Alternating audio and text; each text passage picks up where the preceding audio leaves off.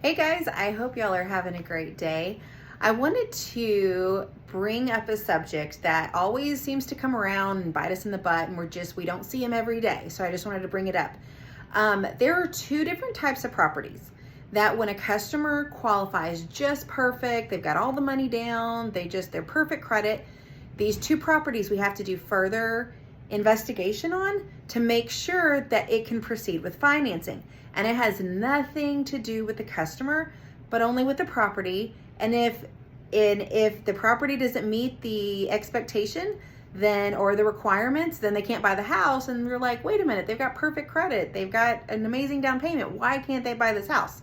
But you guys are gonna know this answer because I know most of you have dealt with this. But number one is condos, and number two are manufactured houses. Those are the only two properties where further information about these properties is going to be required. So I'm not going to talk about condos today, but today I'm going to talk about manufactured housing. So there are two bite you in the butt moments with manufactured housing when we're looking at everything.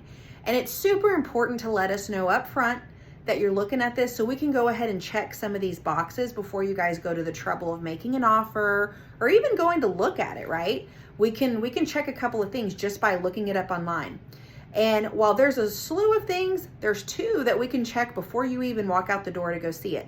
Number one, has it ever been moved?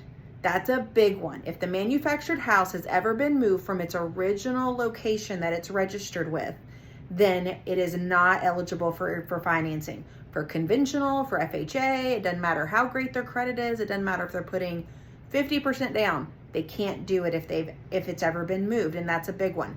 Now, we just look on a website at TDHCA, the Texas Department of Housing and Community Affairs. They actually have a log, and I mean, this can go back 20 years, 30 years. They have a log of where the location is for a manufactured house, where it was delivered and installed. And so we can look that up. And if the address that is for sale does not match where it was originally put, we cannot do the financing. So that's an easy one to look at. The second one is making sure that it's real property. For a mortgage, we can only do the mortgage on it if it is findable as real property in the CAD, okay? So like real estate property, right? So if it's being taxed as an automobile, or I don't even know what another term would be, but if it's not being taxed as real property, mortgage financing can't be done. So those are two things that we could check on before you ever even go look at the property.